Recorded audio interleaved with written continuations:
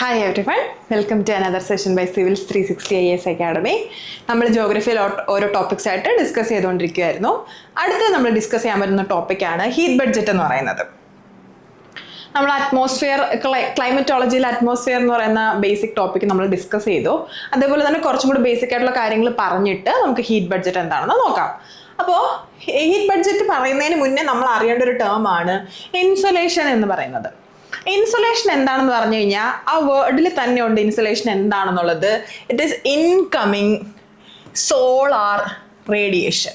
അപ്പോൾ incoming solar റേഡിയേഷനെയാണ് എന്ത് പറയുന്നത്? ഇൻസുലേഷൻ എന്ന് പറയുന്നത്. Incoming solar radiation. ഇപ്പൊ നമ്മുടെ ലൈറ്റ് സ്പെക്ട്രം അല്ലെങ്കിൽ ലൈറ്റിനെ അതിന്റെ വേവ് ലെങ്തിനും ഫ്രീക്വൻസിക്കും അനുസരിച്ച് അറേഞ്ച് ചെയ്തിരിക്കുന്നതിനാണ് നമ്മൾ ലൈറ്റ് സ്പെക്ട്രം എന്ന് പറയുന്നത്. അപ്പൊ ഈ ലൈറ്റ് സ്പെക്ട്രം എടുക്കുകയാണെങ്കിൽ അതിൽ ആദ്യമുള്ള lights like UV rays, visible rays, ആ ഒരു കാറ്റഗറി ഓഫ് ലൈറ്റ്സിനെ നമ്മൾ ഷോർട്ട് വേവ് റേഡിയേഷൻസ് എന്നാണ് പറയുന്നത്. എന്താണ് ഷോർട്ട് വേവ് റേഡിയേഷൻസ്? ഈ ഷോർട്ട് വേവ് റേഡിയേഷൻസ് ആണ് ഇൻസുലേഷനെ കോൺസ്റ്റിറ്റ്യൂട്ട് ചെയ്യുന്നത്. ഇൻസുലേഷന്റെ പാർട്സ് എന്ന് പറയുന്നത് ഈ ഒരു ഷോർട്ട് വേവ് റേഡിയേഷൻസ് ആണ്. Like UV, violet, orange, red അങ്ങനത്തെ റേസ് ആണ്. ഇനി ഇത് എങ്ങനെയൊക്കെ വേരി ചെയ്യാം? ഡെയിലി വേരി ചെയ്യാം. രാവിലെയും രാത്രിയും ഉണ്ടാവുന്നു അല്ലേ? പകൽ സമയങ്ങളിൽ നമുക്ക് സൂര്യന്റെ ലൈറ്റ് കിട്ടുന്നു, രാത്രി സമയങ്ങളിൽ ലൈറ്റ് കിട്ടുന്നില്ല. അപ്പം ഡെയിലി വേരിയേഷൻ ഉണ്ട്. അതേപോലെ തന്നെ ജൂൺ ജൂലൈ മാസങ്ങളിൽ നമുക്ക് നല്ലപോലെ കിട്ടുന്നു. ഡിസംബർ ജനുവരി മാസങ്ങളിൽ ആ ഒരു ഇന്റൻസിറ്റി കുറവാണ്. അങ്ങനെ വ്യത്യാസമുണ്ട്. അപ്പോൾ ഇയർലി വേരിയേഷനും ഉണ്ടാവാം. അതുപോലെ തന്നെയാണ് സീസണൽ വേരിയേഷനും. അപ്പോൾ ഡെയിലി വേരി ചെയ്യാം, സീസണലി വേരി ചെയ്യാം, ഇയർലി വേരി ചെയ്യാം അല്ലേ? അപ്പോൾ ഈ ഒരു ഇൻകമ്മിങ് സോളാർ റേഡിയേഷൻ അല്ലെങ്കിൽ ഇൻസുലേഷന് വേരിയേഷൻ ഉണ്ട്. അതൊരു കോൺസ്റ്റന്റ് ആയിട്ടുള്ള സംഭവമല്ല. ഇത്ര യൂണിറ്റ് ഓഫ് ഇൻസുലേഷൻ ആണ് നമുക്ക് എന്നും കിട്ടുന്നത് എന്ന് നമുക്ക് പറയാൻ പറ്റില്ല. എപ്പോഴും സെയിം അല്ല. അതിനെ ഇൻഫ്ലുവൻസ് ചെയ്യുന്ന ആ ഒരു ഇൻസുലേഷന്റെ ഇന്റൻസിറ്റിയെ ഇൻഫ്ലുവൻസ് ചെയ്യുന്ന ഫാക്ടേഴ്സ് ഏതൊക്കെയാണ്? അതാണ് നമ്മൾ അടുത്ത് നോക്കുന്നത്. അത് ഏതൊക്കെയാണെന്ന് ചോദിച്ചു കഴിഞ്ഞാൽ ഫസ്റ്റ് ഫാക്ടർ എന്ന് പറയുന്നത് എർത്തിന്റെ റൊട്ടേഷൻ ആണ്. എർത്ത് ഒരിക്കലും സെഡൻഡറി ആയിട്ടുള്ള ഒരു സാധനമല്ല. എർത്ത് സണ്ണിന്റെ ചുറ്റും റൊട്ടേറ്റ് ചെയ്തുകൊണ്ടിരിക്കുകയാണ്. എപ്പോഴും ഇങ്ങനെ മൂവ് ചെയ്തുകൊണ്ടിരിക്കുകയാണ് സണ്ണിന് ചുറ്റും അല്ലേ? അപ്പോ ഈ പാത്ത് എന്ന് പറയുന്നത് സണ്ണിന്റെ ചുറ്റുമുള്ള എർത്തിന്റെ ഈ പാത്ത് എന്ന് പറയുന്നത് ഒരു എലിപ്റ്റിക്കൽ ഓർബിറ്റ് ആണ് അല്ലെ? ഒരു സർക്കിളിന് പകരം, ഒരു സർക്കുലർ മോഷന് പകരം എർത്ത് സണ്ണിന് ചുറ്റും ഒരു എലിപ്റ്റിക്കൽ പാത്തിലാണ് മൂവ് ചെയ്യുന്നത്. എലിപ്റ്റിക്കൽ പാത്തിൽ മൂവ് ചെയ്യുമ്പോൾ എന്താണ് അതിന്റെ പ്രത്യേകത? ഒരു സർക്കുലർ പാത്ത് ആയിരുന്നെങ്കിൽ ഈ സണ്ണിന് ചുറ്റും ഒരു സർക്കിളിലാണ് എർത്ത് മൂവ് ചെയ്യുന്നതെങ്കിൽ എല്ലാ പ്രാവശ്യവും എർത്ത് സണ്ണും തമ്മിലുള്ള ഡിസ്റ്റൻസ് കോൺസ്റ്റന്റ് ആയിരിക്കും അല്ലേ? സർക്കിളിന്റെ റേഡിയസ് എന്ന് പറയുന്നത് ഒരു കോൺസ്റ്റന്റ് ആയിട്ടുള്ള സാധനമാണ്. അപ്പോൾ ആ ഒരു ഡിസ്റ്റൻസ് സണ്ണും എർത്തും തമ്മിലുള്ള ഡിസ്റ്റൻസ് എപ്പോഴും കോൺസ്റ്റന്റ് ആയിരിക്കും. എന്നാൽ ഇതൊരു എലിപ്റ്റിക്കൽ പാത്ത് ആയതുകൊണ്ട് തന്നെ ഈ എർത്ത് റൊട്ടേറ്റ് ചെയ്യുന്നതിനനുസരിച്ച് എർത്തും സണ്ണും തമ്മിലുള്ള ഡിസ്റ്റൻസിൽ വ്യത്യാസം വരാറുണ്ട്. ചില സമയങ്ങളിൽ അടുത്തായിരിക്കും, ചില സമയങ്ങളിൽ ദൂരെ ആയിരിക്കും. ഓക്കെ, അതായത് ഈ അടുത്ത ദൂരം എന്ന് പറയുന്ന ഒരുപാട് വേരിയേഷൻ ഉണ്ടെന്നല്ല, ഭയങ്കര വലിയൊരു എലിപ്സ് ആണെന്നല്ല. പക്ഷെ കമ്പയർഡ് ടു സർക്കിൾ അതിന്റെ ഡിസ്റ്റൻസിന് വേരിയേഷൻ ഉണ്ട്. ചില സമയങ്ങളിൽ കുറച്ച് ഡിസ്റ്റൻസ് കുറവായിരിക്കും, ചില സമയങ്ങളിൽ നല്ല ഡിസ്റ്റൻസിലായിരിക്കും. അപ്പൊ അതിനെയാണ് നമ്മൾ എന്ത് പറയുന്നത്? പെരിഹീലിയൺ എന്നും അപ്ഹീലിയൺ എന്നും പറയുന്നത്. പെരിഹീലിയൺ എന്ന് പറഞ്ഞു കഴിഞ്ഞാൽ സണ്ണും എർത്തുമായിട്ട് വളരെ അടുത്ത് നിൽക്കുന്നു.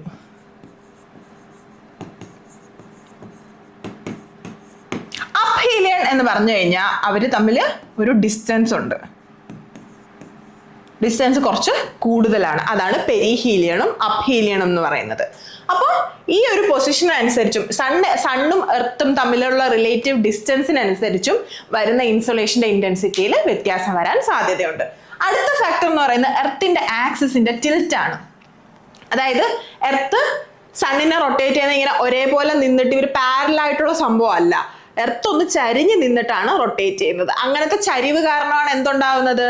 സീസൺസ് ഉണ്ടാവുന്നത്. നമ്മൾ സീസൺ പഠിക്കുമ്പോൾ പറയുന്നുണ്ട് എർത്തിന്റെ ആ ഒരു ആക്സിയൽ ടിൽറ്റ് കാരണമാണ് എന്തുണ്ടാവുന്നത്? സീസൺസ് ഉണ്ടാവും. ഇങ്ങനെ ചരിഞ്ഞ് റൊട്ടേറ്റ് ചെയ്യുന്നതുകൊണ്ട് തന്നെ ഈ സണ്ണിനെ ഫേസ് ചെയ്യുന്ന എല്ലായിടത്തും ഒരുപോലെയാണോ സണ്ണിന്റെ റേസ് കിട്ടുന്നത്? അല്ല. നോർത്തേൺ ഹെമിസ്ഫിയറിലും സദേൺ ഹെമിസ്ഫിയറിലും ഡിഫറെന്റ് സീസൺസ് വരാനുള്ള ഒരു റീസൺ എന്താണ്? ഈ ഒരു എർത്ത് ഇങ്ങനെ നേരെ നിന്ന് പോകുന്നതിന് പകരം ഇങ്ങനെ ഒന്ന് ചരിഞ്ഞാണ് പോകുന്നത്. ഇങ്ങനെ ചരിഞ്ഞ് നിന്നിട്ടാണ് റൊട്ടേറ്റ് ചെയ്യുന്നത്. എത്ര ആക്സിയൽ ടിൽറ്റ് ഉണ്ട്? ഇതാണ് നമ്മുടെ സണ്ണെങ്കിൽ എർത്ത് റൊട്ടേറ്റ് ചെയ്യുന്നത് ഇങ്ങനെ ഒരു ആക്സിയൽ ടിൽറ്റ് വെച്ചിട്ടാണ്. അതായത് നോർമലിൽ നിന്നും ഒരു 66 ഡിഗ്രി ചരിവിലാണ്, അല്ലെങ്കിൽ പെർപെൻഡിക്കുലറിൽ നിന്ന് എടുക്കുകയാണെങ്കിൽ 23.5 ഡിഗ്രി ചരിവിലാണ് എർത്ത് റൊട്ടേറ്റ് ചെയ്യുന്നത്. അങ്ങനെ ഒരു ആക്സിയൽ ടിൽറ്റ് ഉള്ളത് കൊണ്ട് പല സ്ഥലങ്ങളിൽ പല രീതിയിലാണ് ഇൻസുലേഷൻ വരുന്നത്. അടുത്ത ഫാക്ടർ എന്ന് പറയുന്നത് ലാറ്റിറ്റ്യൂഡ്സ് ലോഞ്ചിറ്റ്യൂഡ്സ് ആണ്. ഈ ലാറ്റിറ്റ്യൂഡിനനുസരിച്ച് എന്തുകൊണ്ടാണ് ഹീറ്റിന് വേരിയേഷൻ ഉണ്ടാവുന്നത്?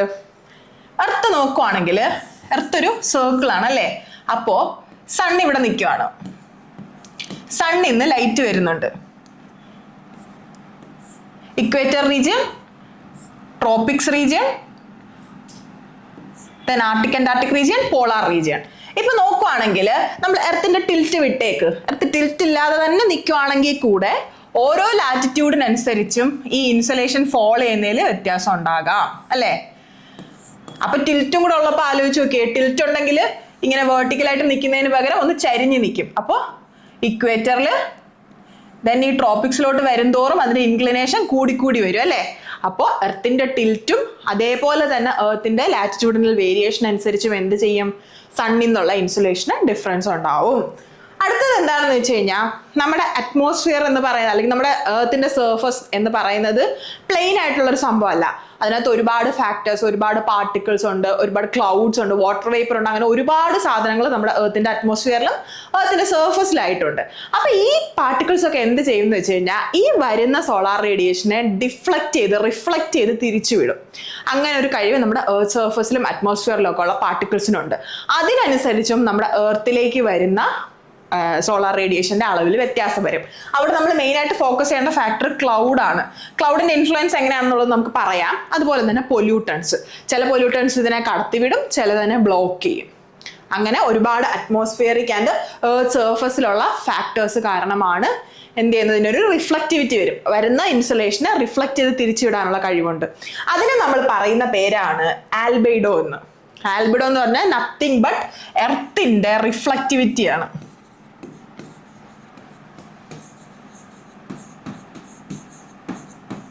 വരുന്നതിൽ എന്തുമാത്രം റേഡിയേഷനെ റിഫ്ലക്ട് ചെയ്ത് തിരിച്ചുവിടാൻ പറ്റും, അതാണ് എന്ത് ആൽബെഡോ എന്ന് പറയുന്നത്.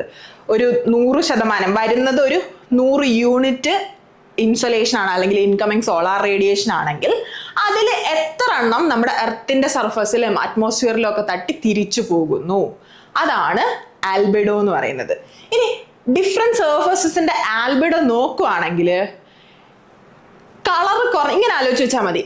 കളറ് കുറഞ്ഞ സാധനങ്ങൾക്കായിരിക്കും, അതായത് വൈറ്റിഷ് ആയിട്ടുള്ള സാധനങ്ങൾക്കായിരിക്കും ഒരു കളറ് ഡൾ എന്ന് പറയാൻ പറ്റത്തില്ല, കുറച്ച് ലൈറ്റർ ഷെയ്ഡ്സിലുള്ള സാധനങ്ങൾക്ക് ആൽബിഡോ കൂടുതലായിരിക്കും.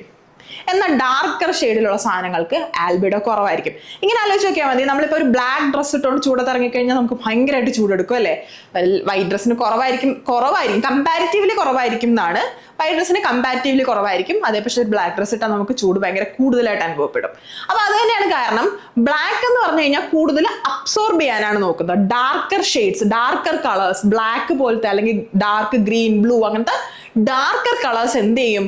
കൂടുതലായിട്ട് അബ്സോർബ് ചെയ്ത് വെക്കും. പക്ഷെ ലൈറ്റർ കളേഴ്സ് ആണെങ്കിൽ ഇപ്പോൾ ഒരു ലൈറ്റ് വൈറ്റ് കളർ അല്ലെങ്കിൽ ലൈറ്റ് ബ്ലൂ കളർ അങ്ങനത്തെ ലൈറ്റർ ഷെയ്ഡ്സ് എന്ത് ചെയ്യും? ഈ വരുന്ന ലൈറ്റിനെ റിഫ്ലക്ട് ചെയ്ത് വിടും. അപ്പൊ റിഫ്ലക്ടിവിറ്റി കൂടുതൽ ആർക്കാണ്? ലൈറ്റർ ഷെയ്ഡ്സിനാണ്. അപ്പൊ ലൈറ്റ് കളറുള്ള ലൈറ്റർ ആയിട്ടുള്ള സാധനങ്ങളാണ് ഫ്രഷ് സ്നോ എന്ന് പറയുന്നത്. വൈറ്റ് കളറാണ്, പ്യോർ വൈറ്റ് കളറാണ് ഫ്രഷ് സ്നോ. ഐസ് വൈറ്റ് കളറാണ്. അപ്പൊ അങ്ങനത്തെ ഐസ്, ഫ്രഷ് സ്നോ പോലത്തെ വൈറ്റ് കളേർഡ് സാധനങ്ങൾക്കായിരിക്കും റിഫ്ലക്ടിവിറ്റി അല്ലെങ്കിൽ ആൽബൈഡോ ഏറ്റവും കൂടുതൽ. ഇനി നമ്മൾ എടുക്കുവാണ് സാൻഡ്, ഗ്രാസ് പോലത്തെ സാധനങ്ങൾ. ഓക്കെ, സാൻഡിനും ഗ്രാസിനും സോയിലിനെയും ഫോറസ്റ്റിനേക്കാൾ ആൽബിഡോ കൂടുതലാണ്. അല്ല, സാൻഡും സോയിലും എന്താ ഡിഫറൻസ്? സാൻഡ് എന്ന് വെച്ച് കഴിഞ്ഞാൽ നമ്മളിപ്പോൾ എന്താണ് പറയുന്നത്? ഒരു ചന്ദന കളർ കളർ അല്ലേ? ഒരു lightish, very light brown colour എന്ന് വേണമെങ്കിൽ പറയാം. അപ്പൊ അത്രയും ലൈറ്റ് ആയിട്ടുള്ള കളറാണ് സാൻഡിനുള്ളത്. പക്ഷെ സോയിൽ ആലോചിച്ച് നോക്കുക, സോയിൽ ഒരു മിക്സ് ഓഫ് കളേഴ്സ് ആയിരിക്കും. യൂഷ്വലി സോയിൽ ഒരു ബ്ലാക്കിഷ് ഷെയ്ഡ് ആയിരിക്കും, അല്ലെങ്കിൽ ഒരു ഡാർക്കർ ഷെയ്ഡ് ആയിരിക്കും. ഹ്യൂമസ് കണ്ടന്റ് ഒക്കെ കാരണം നമ്മുടെ സോയിലിന്റെ കളർ എന്ന് പറഞ്ഞാൽ കുറച്ച് ഡാർക്കർ ആയിരിക്കും. അപ്പോ സോയിലിന്റെ കളർ ഡാർക്കർ ആണ്, സാൻഡിന്റെ കളർ ലൈറ്റർ ആണ്. അപ്പൊ ആർക്കായിരിക്കും ആൽബിഡോ കൂടുതൽ? ആൽബിഡോ കൂടുതൽ എപ്പോഴും സാൻഡിനായിരിക്കും ദാൻ സോയിൽ. ഇപ്പൊ ഗ്രാസും ഫോറസ്റ്റും എടുക്കുവാണ്. ഗ്രാസ് കുറച്ച് ലൈറ്റ് കളേർഡ് ആയിരിക്കും, എന്താണ് ഗ്രീനിഷ് ഒക്കെ തന്നെ ആയിരിക്കും, രണ്ടും ഗ്രീനിഷ് ആയിരിക്കും. പക്ഷെ ഫോറസ്റ്റ് എന്ന് പറയുമ്പോൾ ആ ഒരു തിക്നെസ് ആലോചിച്ച് നോക്കിയാൽ മതി. ഭയങ്കര തിക്കായിട്ട് കൂടി നിൽക്കുന്നു മരങ്ങളൊക്കെ. ആ ഒരു ഗ്രീനിഷ് ഷെയ്ഡ് കൂടുതലായിരിക്കും അല്ലെ, ഒരു ഡാർക്കർ ഗ്രീൻ ആയിരിക്കും ഫോറസ്റ്റ് എന്ന് പറയുന്നത്. പക്ഷെ ഗ്രാസ് എങ്ങനെയാണ്, ഡാർക്ക്നെസ് കുറവാണ്. അപ്പോൾ ഗ്രാസിന് ആൽബൈഡോ കൂടുതലും, ഗ്രാസിന് ആൽബൈഡോ കൂടുതലും ഫോറസ്റ്റിന് ആൽബൈഡോ കുറവായിരിക്കും. ഇനി അടുത്തെന്ന് പറഞ്ഞു കഴിഞ്ഞാൽ ഓഷൻ ചാർക്കോൾ. ഇതൊക്കെ ആലോചിച്ച് നോക്കിയാൽ ഓഷനൊക്കെ ഡാർക്ക് കളറാണ് അല്ലെ, ഡാർക്ക് കളർഡാണ്. Charcoal is like pure black കളറാണ്. ഞാൻ പറഞ്ഞ ബ്ലാക്ക് കളറിന് എപ്പോഴും അബ്സോർബ് ചെയ്യാനുള്ള ക്യാരക്ടറിസ്റ്റിക്സ് ആണ് കൂടുതൽ ദാൻ റിഫ്ലക്ഷൻ. അപ്പോൾ fresh snow, ice, sand, grass, soil, forest, ocean, ഇങ്ങനെ ആലോചിച്ചാൽ മതി. ഈ ഓർഡർ കാണാതെ പഠിക്കൊന്നും വേണ്ട. അതിന്റെ കളർ എന്താണെന്ന് ആലോചിച്ച് നോക്കുക. അപ്പോൾ കളർ കൂടിയ സാധനമാണെങ്കിൽ അതിന് ആൽബൈഡോ കുറവായിരിക്കും. കളർ കൂടുതലാണെങ്കിൽ അതിനെപ്പോഴും അബ്സോർബ് ചെയ്ത് വെക്കാനാണ് ഇഷ്ടം. അപ്പോൾ ആൽബൈഡോ കുറവായിരിക്കും. പക്ഷെ വൈറ്റ് കളേർഡ് അല്ലെങ്കിൽ ലൈറ്റ് കളേർഡ് സാധനങ്ങളാണെങ്കിൽ അതിന് റിഫ്ലക്ഷൻ ആണ് കൂടുതൽ. അത് അബ്സോർബ് ചെയ്ത് വെക്കത്തില്ല, വരുന്ന ലൈറ്റിനെ റിഫ്ലക്ട് ചെയ്ത് തിരിച്ചു വിടുന്നു. അപ്പോൾ അതിന് ആൽബൈഡോ കൂടുതലായിരിക്കും. മനസ്സിലായോ? എത്ര റിഫ്ലക്ട് ചെയ്യുന്നു എന്നുള്ളതിനാണ് ആൽബൈഡോ എന്ന് പറയുന്നത്. എർത്തിന്റെ ആവറേജ് ആൽബൈഡോ എന്ന് പറയുന്നത് 0.3 ആണ്. അതെന്തുകൊണ്ടാണ് അത്ര ആൽബൈഡോ കുറയാൻ കാരണം? കമ്പയർഡ് ടു ഫ്രഷ് സ്നോ ഒക്കെ വെച്ച് നോക്കുമ്പോഴത്തേന് ആൽബൈഡോ കുറച്ച് കുറവാണെന്ന് പറയാം അല്ലേ. അതായത് എർത്തിന്റെ സർഫസ് എന്ന് പറയുന്ന ഒരു യൂണിഫോം സാധനമാണോ? അല്ല. ഓഷനും ട്രീസും ഫോറസ്റ്റും സാവന്നയും ഡെസേർട്ടും ഒക്കെ ചേർന്നാണ് എർത്ത് സർഫസ് എന്ന് പറയുന്നത്. അപ്പോൾ അതിന് കുറച്ച് ആൽബൈഡോ കുറവാണ് compared to this fresh snow and ice. Fresh സ്നോയ്ക്കും ഐസിനും ഒക്കെയാണ് ആൽബൈഡോ ഏറ്റവും കൂടുതൽ. ഇനി അടുത്ത എന്താണെന്ന് വെച്ച് കഴിഞ്ഞാൽ, എങ്ങനെയാണ് ക്ലൗഡിന്റെ, നമ്മൾ ഈ ഇവിടെ പറഞ്ഞു ഇൻസൊലേഷനെ ഇമ്പാക്ട് ചെയ്യുന്ന ഒരു ഫാക്ടറാണ് ക്ലൗഡ് എന്ന് പറഞ്ഞു അല്ലെ. എങ്ങനെയാണ് ക്ലൗഡ് നമ്മുടെ ആൽബൈഡോനെ അല്ലെങ്കിൽ ഈ ഒരു ഇൻസുലേഷനെ ഇമ്പാക്ട് ചെയ്യുന്നതെന്നുള്ളതാണ്. നമ്മൾ എടുക്കുവാണ്, ഇത് എർത്തിന്റെ സർഫസ്, ഇത് എർത്തിന്റെ അറ്റ്മോസ്ഫിയർ ആണ്. ഈ അറ്റ്മോസ്ഫിയറിൽ എർത്ത് സർഫസിനോട് ചേർന്നിട്ട് വളരെ തിക്കായിട്ടുള്ള ഒരു ലെയർ ഓഫ് ക്ലൗഡ് വരുവാണ്. വളരെ തിക്കായിട്ടുള്ള ഒരു ലെയർ ക്ലൗഡാണ്. ആൻഡ് ലൈക്ക് സ്ട്രാറ്റോനിംബസ് പോലെയുള്ള വളരെ തിക്കായിട്ടുള്ള, നോക്കി ഇത്രയും തിക്നെസ് ഉണ്ട്, തിക്ക് ക്ലൗഡാണ് എർത്തിന്റെ സർഫസിന്റെ മേളിലുള്ളത്. ഇങ്ങനെയാണെന്നുണ്ടെങ്കിൽ ഈ ക്ലൗഡിലത്തേക്ക് വരുന്ന റേഡിയേഷൻ എല്ലാം, ഇൻസൊലേഷൻ എല്ലാം അതുപോലെ റിഫ്ലക്ട് ചെയ്ത് പോവുകയാണ് ചെയ്യുന്നത്. ഈ റേഡിയേഷൻസിനെ അകത്തോട്ട് കടത്തി വിടൂല, പകരം ഇവിടുന്ന് റിഫ്ലക്ട് ചെയ്ത് പോകുന്നു. അവിടെ ഒരു ആൽബൈഡോ എഫക്റ്റ് കൂടുതലാണ്. ആർക്ക്? തിക്ക് ലോ ക്ലൗഡ്സിന്. എർത്തിന്റെ സർഫസിനോട് ചേർന്ന് നിൽക്കുന്നതാണ്, അതേപോലെ തന്നെ അതിന് തിക്നെസ് കൂടുതലാണ്. അങ്ങനെ വരുമ്പോൾ ആൽബൈഡോ അല്ലെങ്കിൽ റിഫ്ലക്ഷൻ കൂടുതലാണ്. ഈ വരുന്ന റേസിന്, ഇൻസുലേഷനെ ഈ ക്ലൗഡ്സ് റിഫ്ലക്ട് ചെയ്ത് തിരിച്ചു വിടുന്നു. അപ്പൊ എന്ത് ചെയ്യും? ഇൻസുലേഷൻ, ഇൻകമിങ് റേഡിയേഷൻ ഇല്ല. അങ്ങനെയാണെങ്കിൽ ഇവിടെ ഒരു കൂളിംഗ് എഫക്റ്റ് ഉണ്ടാകും. ഒരു കൂളിംഗ് എഫക്റ്റ്, തിക്ക് ലോ ക്ലൗഡ് കാരണം ഒരു കൂളിംഗ് എഫക്റ്റ് ഉണ്ടാകും. അതിന്റെ റീസൺ എന്താണ്? ഇവിടെ പറഞ്ഞ ആൽബിഡോ ആണ്. തിക്ക് ലോ ക്ലൗഡ്സ് ലൈക്ക് സ്ട്രാറ്റോനിംബസ് അല്ലെങ്കിൽ സ്ട്രാറ്റോക്യുമുലസ്, അതിനൊക്കെ എന്താണ്? ആൽബൈഡോ കൂടുതലാണ്. അത് തിക്കാണ്, അത് ലോ ക്ലൗഡ് ആണ്, അത് വരുന്ന റേഡിയേഷനെ റിഫ്ലക്ട് ചെയ്ത് തിരിച്ചു വിടുന്നു. അപ്പോൾ അവിടെ എർത്തിനൊരു കൂളിംഗ് എഫക്റ്റ് ആണ് ഉണ്ടാവുന്നത്. നേരെ മറിച്ച് ഈ തിക്ക് ലോ ക്ലൗഡിന് പകരം ഈ എർത്തിന്റെ മേളിൽ കുറേ മേളിലായിട്ട് ഒരു തിൻ ലെയർ ഓഫ് ക്ലൗഡ് ആണുള്ളത്.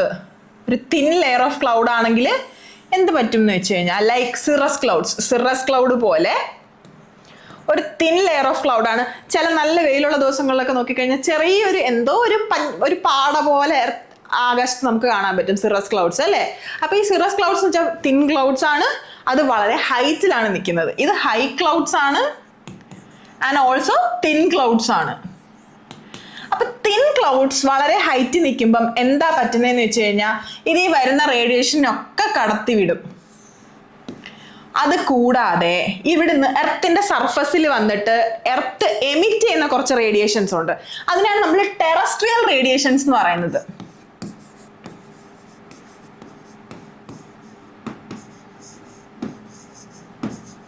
ഈ ടെറസ്ട്രിയൽ റേഡിയേഷൻ എന്ന് പറയുന്നത്, നമ്മൾ പറഞ്ഞു ഇൻസുലേഷൻ ഷോർട്ട് വേവ് റേഡിയേഷൻസ് ആയിരുന്നെങ്കിൽ, ഈ ടെറസ്ട്രിയൽ റേഡിയേഷൻ അല്ലെങ്കിൽ എർത്ത് എമിറ്റ് ചെയ്യുന്ന റേഡിയേഷൻ എന്ന് പറയുന്നത് ഇൻഫ്രാറെഡ് റേഞ്ചിലുള്ളതാണ്. ഇൻഫ്രാറെഡ് റേഞ്ചിലുള്ളതെന്ന് പറയുമ്പോൾ ലോങ് വേവ് റേഡിയേഷൻസ് ആണ്. അപ്പൊ ടെറസ്ട്രിയൽ റേഡിയേഷൻസ് എന്ന് പറയുന്നത് ലോങ് വേവ് റേഡിയേഷൻസ് ആണ്.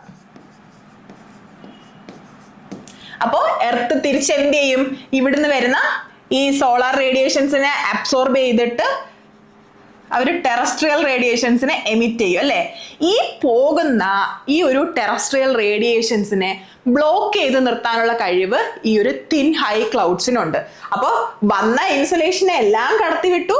അത് കൂടാതെ തന്നെ തിരിച്ചു പോയ റേഡിയേഷൻസിനെ, ടെറസ്ട്രിയൽ റേഡിയേഷൻസിനെ പിടിച്ചു നിർത്തി. അപ്പൊ ഇവിടെ ഈ ഒരു thin high clouds like cirrus ഉണ്ടാക്കുന്ന എന്താണെന്ന് വെച്ച് കഴിഞ്ഞാൽ ഒരു വാർമിംഗ് എഫക്റ്റ് ഉണ്ടാക്കും. അപ്പൊ ഇതാണ് ക്ലൗഡ്സിന്റെ ഇമ്പാക്റ്റ് എന്ന് പറയുന്നത്.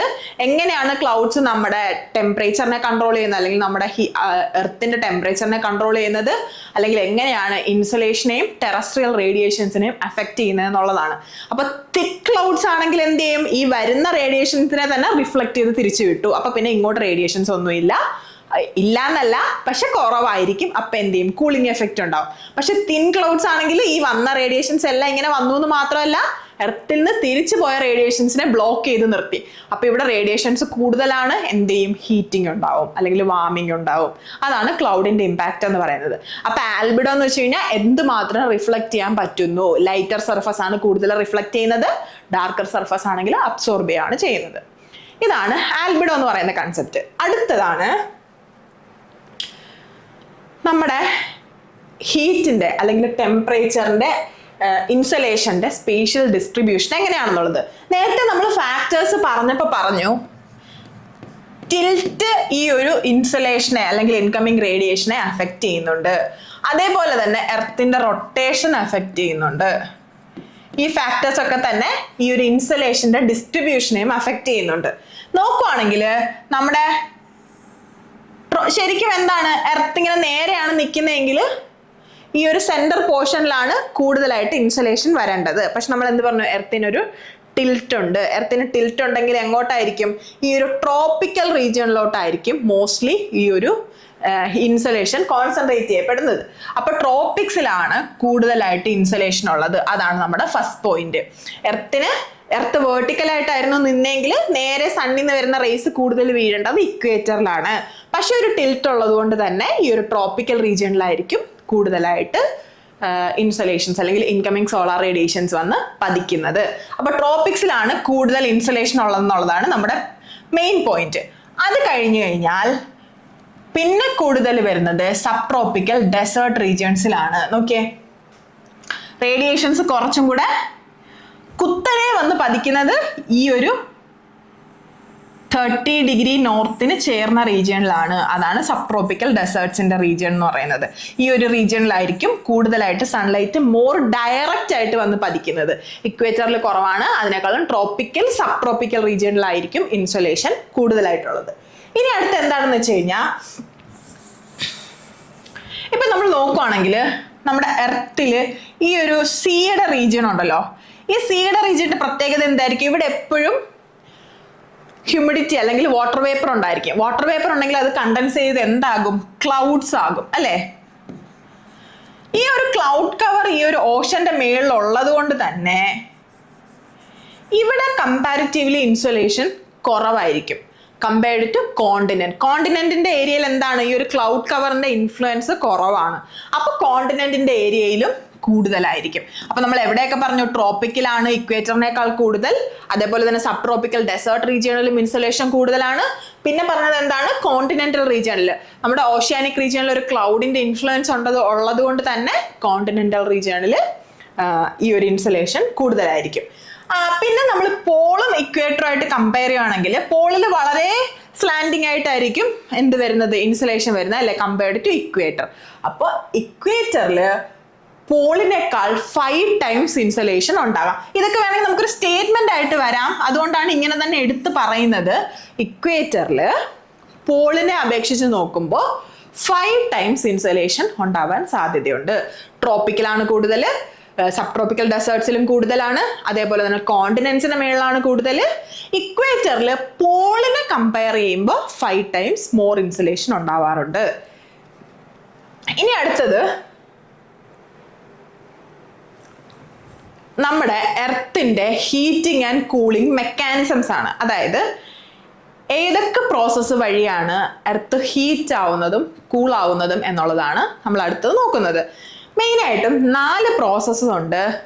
ഒന്നാമത്തതാണ് conduction, convection, advection and radiation.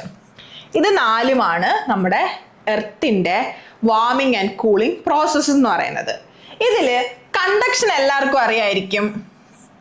നമ്മൾ എന്ത് ചെയ്യുന്നു, ഡയറക്റ്റ് ആയിട്ട് ഒരു ചുട്ടുപഴുത്ത ഇരുമ്പിൽ പിടിക്കുന്നു, എന്ത് ചെയ്യും, നമ്മുടെ കയ്യിൽ ആ ഒരു പൊള്ളൽ അറിയാൻ പറ്റും അല്ലേ, അതാണ് കണ്ടക്ഷൻ. നമ്മളൊരു ഹീറ്റഡ് സർഫസുമായിട്ട് കോണ്ടാക്ട് വരുമ്പോൾ ആ ഒരു കോണ്ടാക്ട് കൊണ്ട് നമുക്ക് ഹീറ്റ് ട്രാൻസ്ഫർ നടക്കുന്നു, അതിനാണ് നമ്മൾ കണ്ടക്ഷൻ എന്ന് പറയുന്നത്. അതേപക്ഷം നമ്മൾ ഒരു അടുപ്പിൽ വെള്ളം വെച്ചേക്കുവാണ്, നമ്മൾ അടുപ്പിൽ ഡയറക്റ്റ് തൊടുന്നില്ല, പക്ഷെ ആ വെള്ളത്തിൽ തൊടുന്നു, ആ വെള്ളത്തിന്റെ വെള്ളത്തിന്റെ സർഫസിൽ തൊടുന്നു. എങ്ങനെ വെള്ളത്തിന്റെ സർഫസ് വരെ ചൂടെത്തി? എന്ത് കാരണമാണ്? അത് കൺവെക്ഷൻ കാരണമാണ്. അതായത് പാത്രം ചൂടുമായിട്ട് കോണ്ടാക്റ്റിലാണ്, പാത്രം ആ ചൂട് വലിച്ചെടുത്തു, ചൂട് എന്ത് ചെയ്യുന്നു, ഓരോരോരോ ലെവൽ ഓഫ് വാട്ടർ മോളിക്യൂൾസിന് കൊടുക്കുന്നു. അങ്ങനെ ഹീറ്റ് സർഫസിൽ നിന്നും ഹീറ്റഡ് ആയിട്ടുള്ള ഒരു സർഫസിൽ നിന്നും വേർട്ടിക്കലായിട്ട് ഹീറ്റ് ട്രാൻസ്ഫർ ഉണ്ടാവുന്നു. അതിനെയാണ് നമ്മൾ കൺവെക്ഷൻ എന്ന് പറയുന്നത്. കണ്ടക്ഷനും കൺവെക്ഷനും രണ്ടാണ്. കണ്ടക്ഷൻ ഉണ്ടാവണമെങ്കിൽ നമ്മൾ ഡയറക്റ്റ് ഹീറ്റഡ് സർഫസുമായിട്ട് കോണ്ടാക്ട് വരണം. പക്ഷെ കൺവെക്ഷൻ എങ്ങനെയാണ്? ആ ഒരു ഹീറ്റ് ലെയർ ബൈ ലെയർ ആയിട്ട് ട്രാൻസ്ഫർ ചെയ്ത് വേർട്ടിക്കൽ ഹീറ്റ് ട്രാൻസ്ഫർ ഉണ്ടാവുന്നു. അതിനാണ് നമ്മൾ എന്ത് പറയുന്നത്? കൺവെക്ഷൻ എന്ന് പറയുന്നത്. അടുത്തതാണ് അഡ്വെക്ഷൻ എന്ന് പറയുന്നത്. അഡ്വെക്ഷൻ എന്താണെന്ന് വെച്ച് കഴിഞ്ഞാൽ, ഇപ്പൊ നമ്മൾ വേർട്ടിക്കൽ ഹീറ്റ് ട്രാൻസ്ഫറിന്റെ കാര്യം പറഞ്ഞതുപോലെ തന്നെ ഹൊറിസോണ്ടലി ഇവിടെ ഒരു ഹീറ്റഡ് സർഫസ് ഉണ്ട്, ഈ ഒരു ഹീറ്റഡ് സർഫസിൽ നിന്ന് ഹൊറിസോണ്ടലി ഹീറ്റ് ട്രാൻസ്ഫർ ചെയ്ത് പോകുന്നു. ഹൊറിസോണ്ടൽ ട്രാൻസ്ഫറിനെയാണ് നമ്മൾ അഡ്വെക്ഷൻ എന്ന് പറയുന്നത്. ഈ ഒരു ചെറിയ ചെറിയ ടേംസ് ഓർത്തിരുന്നാൽ മതി. കോണ്ടാക്ട് ഉണ്ടെങ്കിലാണ് കണ്ടക്ഷൻ, വേർട്ടിക്കൽ ആണെങ്കിൽ കൺവെക്ഷൻ, ഹൊറിസോണ്ടൽ ആണെങ്കിൽ അഡ്വെക്ഷൻ. ഇനി റേഡിയേഷൻ എന്താണെന്ന് വെച്ച് കഴിഞ്ഞാൽ, ഹീറ്റ് ആയിട്ടിരിക്കുന്ന ഒരു സർഫസ് ആ ഹീറ്റിനെ റേഡിയേഷൻസ് ആയിട്ട് എമിറ്റ് ചെയ്യുന്നു. അതിനെയാണ് എന്ത് പറയുന്നത്? റേഡിയേഷൻ എന്ന് പറയുന്നത്. അതായത് നമ്മൾ നേരത്തെ പറഞ്ഞു ടെറസ്ട്രിയൽ റേഡിയേഷൻസ് വരുന്നു, അതെന്താണ്? ലോങ് വേവ് IR റേഡിയേഷൻസ് ആണ്. അങ്ങനെ എർത്ത് റേഡിയേഷൻസ് എമിറ്റ് ചെയ്യുന്നു, ആ ഒരു റേഡിയേഷൻ എമിഷനിലൂടെ ഹീറ്റ് ട്രാൻസ്ഫർ നടക്കുന്നു. അതിനെയാണ് എന്ത് പറയുന്നത്? റേഡിയേഷൻ എന്ന് പറയുന്നത്. അപ്പൊ ഏതൊക്കെ പ്രോസസ്സ് ഉണ്ടായിരുന്നു? Conduction, convection, advection and radiation. ഇത് 4ഉമാണ് ഹീറ്റിങ്ങിനുള്ള പ്രോസസ്സ്. ഈ 4 പ്രോസസ്സ് കാരണമാണ് നമ്മുടെ എർത്തിലും അതിൻ്റെ അറ്റ്മോസ്ഫിയറിലും ഒക്കെ ഹീറ്റിങ്ങും ഹീറ്റ് ട്രാൻസ്ഫറും നടക്കുന്നത്.